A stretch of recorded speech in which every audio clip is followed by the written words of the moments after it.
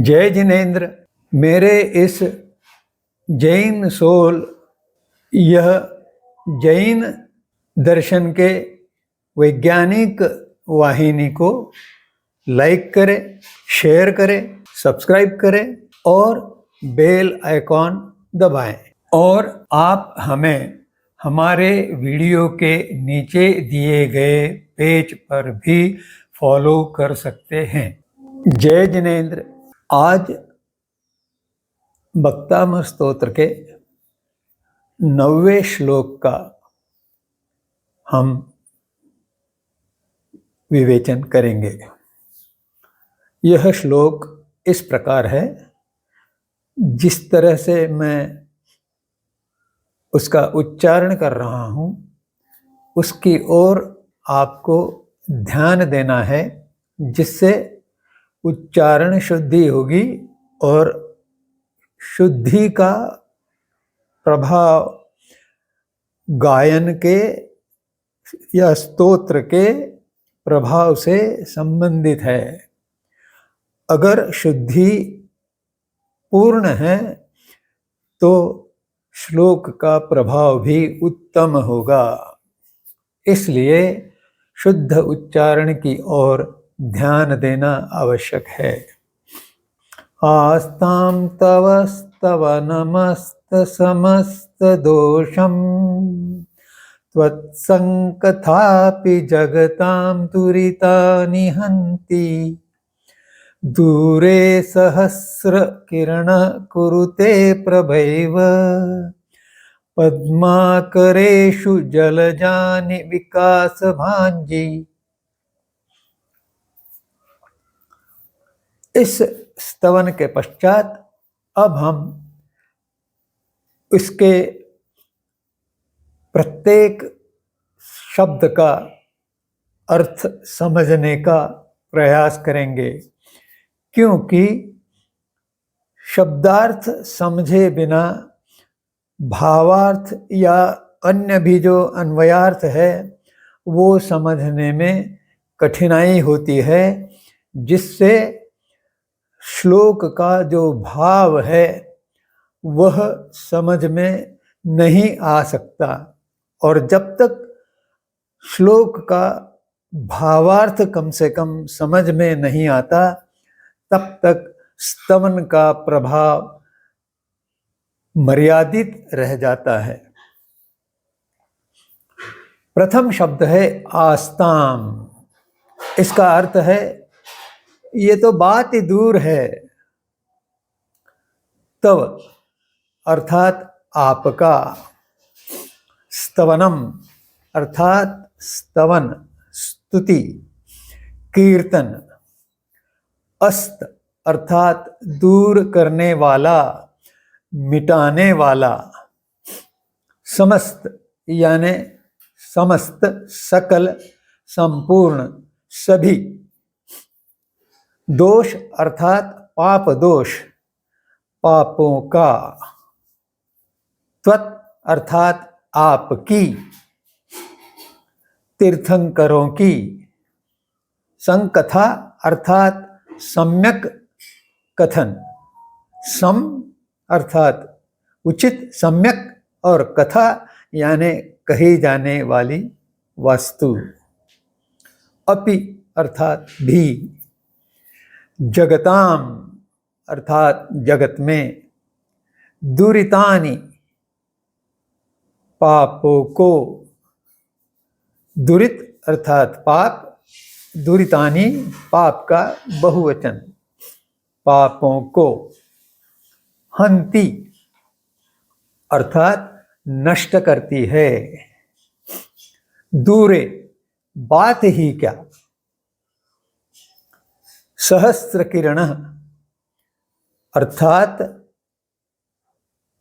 सूर्य जिसकी किरणें सहस्र है अर्थात अनंत है। सूर्य से अनंत रश्मियां किरणें निकलती है, इसलिए उसे सहस्र किरण कहा गया है। कुरुते अर्थात कर देती है, प्रभा अर्थात प्रभा, प्रभा यानी प्रकृष्ट प्रकाश, प्र यानी प्रकृष्ट, बहुत अधिक, और भा अर्थात प्रकाश, उजाला।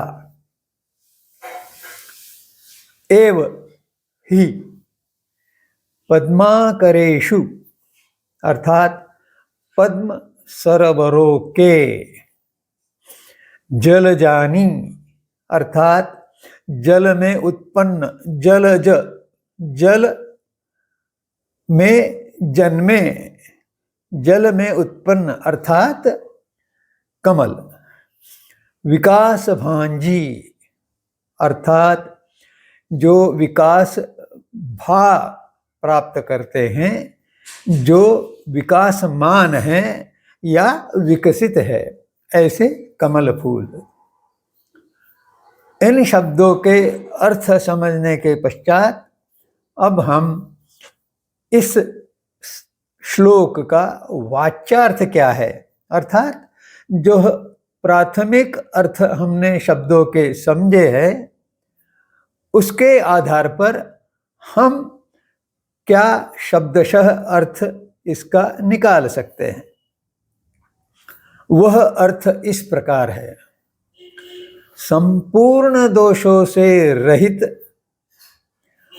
आपका स्तवन किया जाए, उससे भी अधिक आपकी पवित्र कथा भी प्राणियों के पापों का नाश कर देती है। अर्थात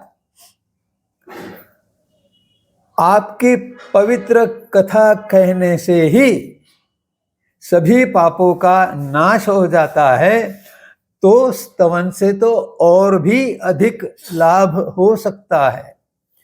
यहाँ आस्ताम शब्द से जो सूचित किया गया है वह यह है कि पवित्र कथा से ही बहुत अधिक लाभ हो जाता है, तो आपके स्तवन से और कितना अधिक लाभ होगा, यह बात सूचित की गई है। और इसका व्यावहारिक या वैश्विक उदाहरण देते हुए आचार्य मानतुंग कहते हैं कि सूर्य की बात तो दूर, अब सूर्य की बात तो दूर अर्थात दोपहर के समय सूर्य अत्यंत प्रज्वलित होता है, उसे तो छोड़ो, सूर्य की प्रभा ही सरोवर में कमलों को विकसित कर देती है। अब सूर्य का उदय होने से पूर्व जो प्रभात काल में सूर्य का प्रकाश फैलता है, दिखाई देता है, जिससे पशु पक्षी जागृत होते हैं और पक्षियों की ध्वनि निकलती है, उस समय जो प्रकाश होता है उसे प्रभा कहा गया है। और इस प्रभा के आते ही सरोवर में कमल खिलने लग जाते हैं और सूर्योदय होते ही वे पूर्ण रूप से विकसित हो जाते हैं। इस प्रकार वाच्यार्थ समझने के पश्चात अब इस श्लोक का भाव क्या है, वह भावार्थ समझने का प्रयास करूंगा। इस स्तोत्र का प्रभाव जो है या बल जो है वह बहुत विशाल विराट है। आचार्य मानतुंग बताते हैं कि केवल कथा का श्रवण करने से ही, तीर्थंकरों की कथा का श्रवण करने से ही पाप मिट जाते हैं, इतनी ही वह कथा की सामर्थ्य है। तो यदि ऐसे तीर्थंकरों का कोई भक्त स्तवन करता है, संकीर्तन करता है, स्तोत्र गाता है, तो उसका प्रभाव और भी विशाल विराट होगा।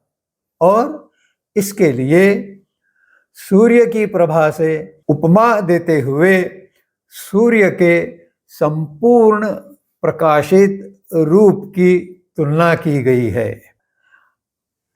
आज का विवेचन यहीं पर समाप्त करते हुए मैं आपसे विनम्रतापूर्वक निवेदन करता हूँ कि आपके मन में उपस्थित प्रश्नों को अपने तक सीमित न रखते हुए और अपने मस्तिष्क को पीड़ा न पहुंचाते हुए मुझे कमेंट सेक्शन द्वारा भेजे, तो उनके उत्तर मिलने से आपके मस्तिष्क में दबाव नहीं रहेगा।